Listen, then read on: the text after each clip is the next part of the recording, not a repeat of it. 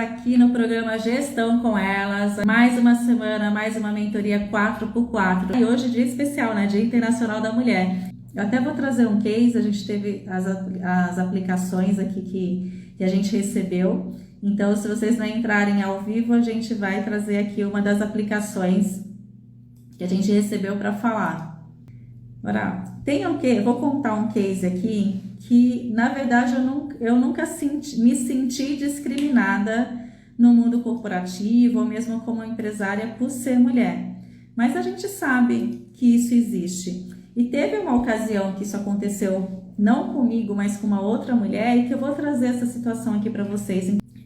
Eu prestava consultoria numa empresa e um dia a gente recebeu a gerente de contas do banco e uma pessoa que era da equipe dela, que era homem. E essa foi a primeira vez que eu percebi a discriminação em relação à mulher. O que aconteceu nessa reunião, gente? Estava a reunião lá, o diretor da empresa, o dono da empresa, eu que era a consultora em gestão financeira dentro da empresa, né, a diretora lá em gestão financeira, tinha a gerente de contas, que era a gerente geral da agência do banco, e o assistente dela, que era um homem. A reunião inteira, esse diretor, dono da empresa, ele falava direcionado para esse homem que estava na mesa. Ele falava com ele e não com ela. A gerente explicando tudo, explicando os produtos, explicando o que estava acontecendo, né, falando sobre a situação da empresa e tudo mais. E ele não respondia para ela, ele respondia direcionado a esse homem que estava lá na mesa. E eu fiquei tão indignada porque eu nunca tinha passado por essa situação. E fiquei mais indignada ainda e fiquei com vergonha da gerente que estava lá, uma profissional que tinha peso, que sabia se expressar, que sabia do que estava falando, e mesmo ela se posicionando com competência, ele não direcionava a conversa para ela. Foi muito, muito constrangedor. Mas às vezes a gente acha, porque a gente não sofre discriminação, que as outras pessoas também podem não estar sofrendo discriminação, que outras mulheres podem não estar sofrendo discriminação. E eu me senti super constrangida, e a partir desse momento que eu comecei a ter essa percepção, se realmente havia discriminação, que ainda existia. Porque para mim, como eu nunca percebi essa discriminação contra a mulher nos ambientes que eu trabalhei, eu achava que isso não existia mais. O pessoal fala às vezes, mas isso não existe. E aí eu vivenciei na prática, né? E aí uma das questões que a gente fala, principalmente no Dia Internacional das Mulheres, é de mulher não julgar a mulher e principalmente da gente não subestimar, se tem ruído, se as pessoas estão falando o que acontece, é porque ainda está acontecendo, né? E não só no ambiente profissional, mas às vezes na questão da violência contra a mulher também. Quantas mulheres se calam e a gente acha que não está acontecendo? Ou situações assim, a gente acha que isso só acontece com mulheres que têm um nível social mais baixo. E não é. Tem gente que tem um nível alto social e se cala em relação à violência, em relação à discriminação. E quão é importante a gente estar atenta a isso, né? Principalmente a gente que está aqui influenciando outras mulheres, que está aqui ajudando outras mulheres, quanto é importante a gente estar atenta a que ainda existe sim a discriminação, e ter um olhar mais atento, e principalmente educar esses homens, né? E às vezes não é só o homem, tem mulheres que também discriminam outras mulheres, né? Acham que a mulher é menos ou mais competente que o homem. Né? E, na verdade, a gente tem que ter, eu falei hoje na reunião da My Market de manhã, a gente tem que ter um equilíbrio entre o masculino e o feminino para todo mundo, né? Tanto nós como mulheres, como os homens também. Porque as competências são complementares, né? Não é para... As competências não são para dividir, é para convergir, é para fazer com que as coisas funcionem melhor, né? Eu recebi aqui um caso, eu vou mudar o nome da pessoa, tá? Eu vou chamar ela de Ana Paula, porque ela pediu para ser anônimo. Ela é psicóloga e ela está fazendo transição de carreira. Ela está saindo do mundo corporativo, que ela trabalha muito, que ela tem... ela não está contente com o mundo corporativo, ela não está contente com a forma que as coisas são conduzidas, ela se sente... menosprezada. Então, ela sendo mulher, ela se sente discriminada por ser mulher, porque ela percebe que o chefe dela dá muito mais autoridade para quando um homem fala, quando o homem traz um projeto novo do que para ela.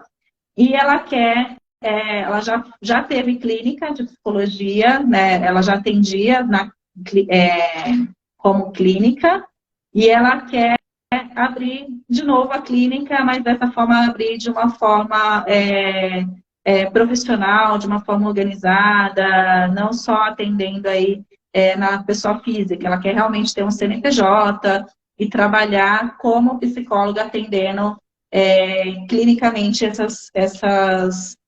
os pacientes. Aí ela colocou duas perguntas aqui, né? Uma é como que ela faz essa transição de uma forma tranquila, né? Como que ela vai empreender, porque ela também precisa da receita, ela precisa da renda que ela tem hoje, ela não tem uma reserva financeira, então ela precisa da receita. E a outra é como que ela faz para, no começo do negócio, conseguir cliente. Porque hoje ela não tem clientes para a clínica, porque ela está trabalhando há muitos anos como CLT.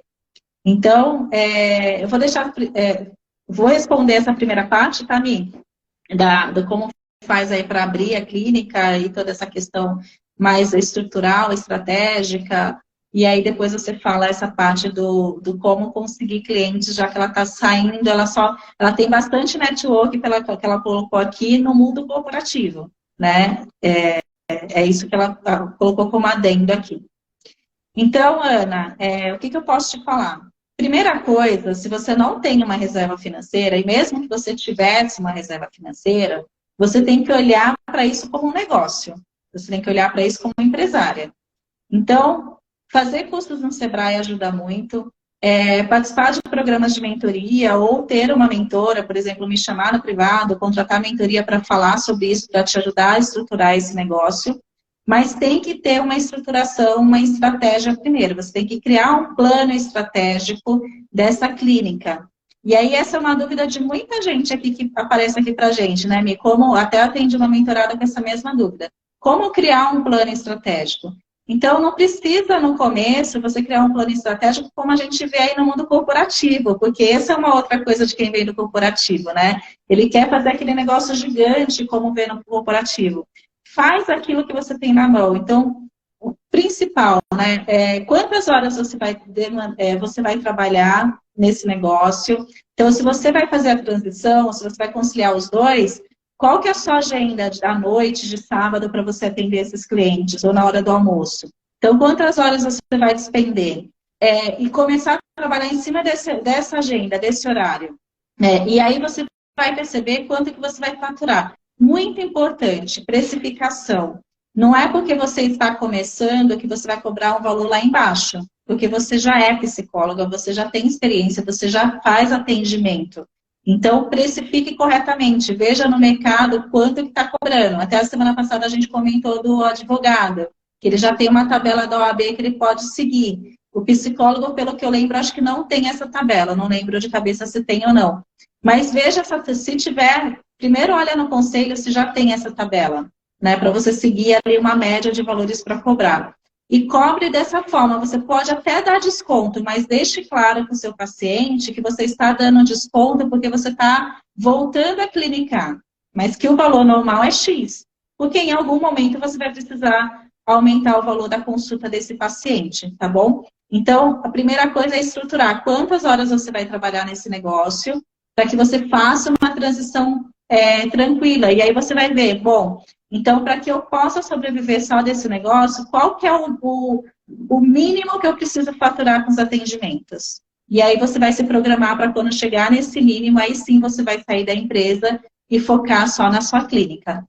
Me conta para a Ana como que ela faz para trazer clientes para essa clínica dela, para mostrar que ela está clinicando, sem prejudicar, né, o trabalho dela atual. Como que ela faz para prospectar esses clientes e começar a fazer esses atendimentos e começar a gerar receita aí dessa situação?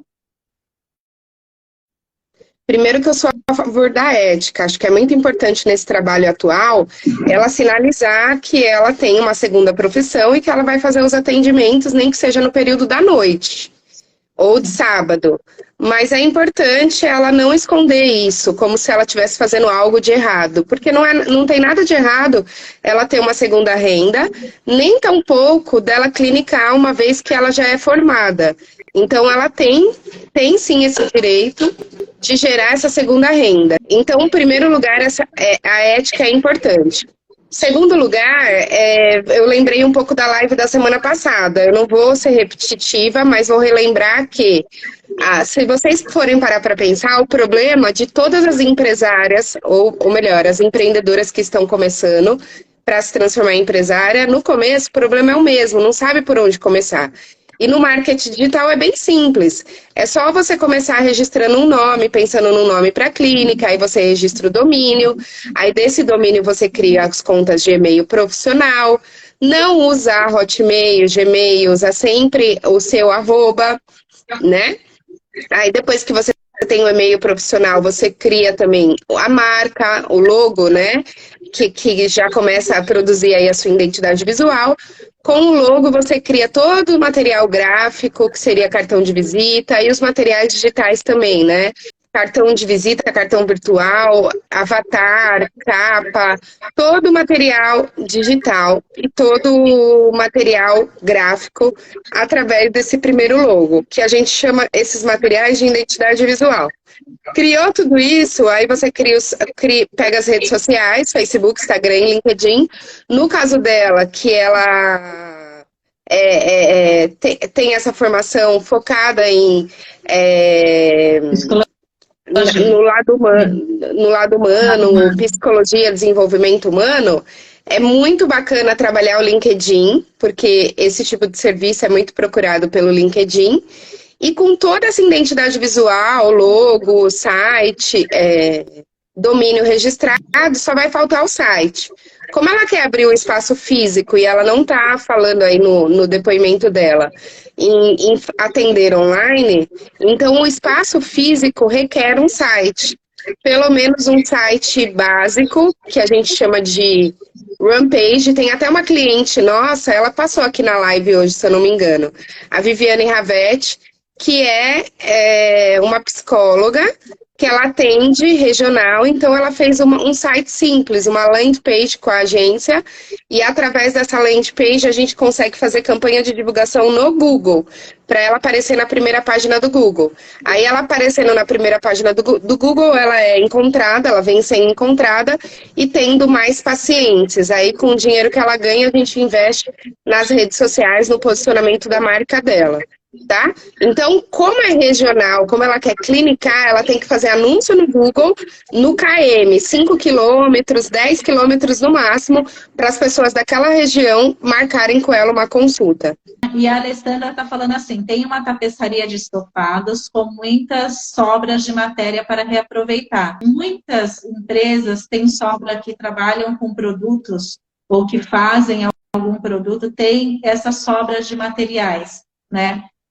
E aí, se a gente entrar na questão do ESG, da questão de ambiente, de sustentabilidade, de governança, você precisa sim reaproveitar essas sobras. Você precisa achar uma forma de fazer com que essas sobras, primeiro, não poluam o meio ambiente, ou não sejam descartadas de forma errada, né? E segundo, que às vezes essas sobras podem ser criado um novo produto, né? Então, por exemplo, costureiras acabam reaproveitando os retalhos de pano para fazer coxas de retalho, que ficam lindas, patchwork, bolsas. Então, elas usam aqueles retalhos para fazer trabalhos lindos, né? Para customizar roupas e etc.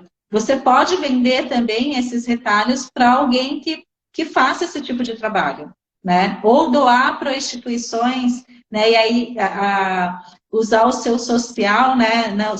Tanto o ambiente como o social, doar para algumas instituições. Tem muitas instituições que sobrevivem com essas sobras de materiais, criando produtos, criando coisas para vender em bazares, para vender, para poder sustentar a instituição. Então, dá uma procurada, porque com certeza você vai conseguir reaproveitar tanto para o seu próprio negócio, para um novo produto que você pode vender, como para ajudar alguém, para ajudar alguma instituição. não faça uma transição, vou pedir demissão e já vou abrir a minha clínica sem ter cliente, sem nada. Então, assim, você vai trabalhar um pouquinho mais no começo, vai, mas pelo menos você vai focar, você vai fazer um planejamento estratégico para que você possa fazer essa transição de forma tranquila, de forma estruturada, porque assim, gente, empreender sem dinheiro, empreender com dívida é o pior dos cenários que você pode passar. Então, se hoje você precisa da sua receita mensal, não saia aí abrindo um negócio sem ter uma reserva financeira. Porque, principalmente no começo, você não consegue cliente do dia para a noite. Né? Todo um processo. A mesma coisa das pessoas falam, vou para o digital, né? Vou para as redes sociais. Não é do dia para a noite que você consegue clientes. Né? E como a Mi falou, para psicólogo, o LinkedIn é um excelente canal, ainda mais que você falou aqui que você tem um excelente network aí no mundo corporativo. Então, hoje as pessoas estão muito doentes, elas precisam de psicólogo. Então, se você tem esse network, fazer, às vezes, um a um no LinkedIn, chamar aquela pessoa que faz tempo que você não conversa, fulano, estava passando aqui no LinkedIn, eu estou abrindo uma clínica de psicologia, eu queria te informar que se você precisar, alguém da sua família, eu estou com a clínica aberta, estou atendendo em horários alternativos por enquanto, porque eu ainda não saí do meu trabalho atual. E aí, se a pessoa do seu network, se alguém precisar ou se ela precisar, ela vai te chamar, ela vai lembrar de você. Então, façam esse um a um de uma forma bem humanizada mesmo, de uma forma sincera, falando, estou fazendo transição de carreira, estou abrindo a minha clínica, o meu negócio. Então, se você souber de alguém que está precisando, então, dessa forma bem humanizada mesmo. Eu deixei para o final para contar para vocês, como é Dia Internacional das Mulheres, eu acho importante dividir com vocês. E eu vou contar 2 casos. Eu passei uma vez por uma situação que o cliente pediu para que eu fosse assinar o contrato e levasse meu marido. Olha isso, gente. E aí eu fiquei muito brava, só que assim, eu não demonstrei para ele. Eu falei para ele que tudo bem, porque eu queria assinar o contrato, eu queria ter ele como cliente. E aí, no dia da reunião, eu apareci lá sozinha. Aí ele falou assim, mas cadê o seu marido? Aí eu falei, não, meu marido não vem. Por quê? A sua esposa vem? Aí ele ficou sem graça, e aí a gente assinou o contrato, porque ele queria que eu levasse o meu marido, mas ele também tinha que levar a esposa dele, né? Aí eu falei pra ele assim, olha, eu tenho a mesma capacidade que ele, fingi de besta, assinei o contrato, no final eu falei assim pra ele antes de ir embora. Eu tenho a mesma capacidade de um homem pra cumprir com o que está no contrato. Você pode ficar tranquilo, tanto que esse cara, esse homem, ele é meu cliente até hoje, gente, tá bom? Passei por uma outra situação com um indiano, inclusive. Eu não sei se vocês conhecem a cultura indiana, mas eles são bem preconceituosos em negócios com mulheres, tá? E ele me espremeu, pediu muito desconto, muito, e eu fui dando, fui negociando. Chegou uma hora que ele queria 3 sites, né? Porque ele queria 3 sites pelo valor de 1. Aí eu me senti super constrangida, me senti agredida, me senti até ofendida, porque o que ele estava fazendo ali comigo não era certo. Ele foi negociando, tirando, enfim. E eu, de forma simpática, fui deixando, né? Só que depois ficou absurdo o que ele queria, a proposta final. Nesse dia eu precisei ir ao banheiro, eu orei, né? Eu ajoelhei e pedi para Deus um direcionamento, porque eu estava quase desistindo e eu não sabia se era melhor desistir. Então eu pedi uma orientação, que eu acredito muito nisso. Aí eu voltei e rasguei o contrato na cara dele. Eu falei, eu não quero você como cliente, você é abusivo. Além disso, você me pediu tanto desconto que eu nem consigo entregar o trabalho para você com tanto desconto que eu mesma já te dei aqui. E essa proposta final é uma proposta sem vergonha, falei para ele. E eu rasguei o contrato e saí de lá. E foi uma das melhores decisões que eu tomei na minha vida, porque realmente eu achei que ele foi abusivo, desagradável, ele quis aproveitar o fato de eu ser mulher, e eu achei ridículo, porque eu sou uma mulher forte, destemida, sempre fui uma mulher muito bem resolvida, e eu não ia deixar que ele fizesse isso comigo. Eu rasguei o contrato na cara dele.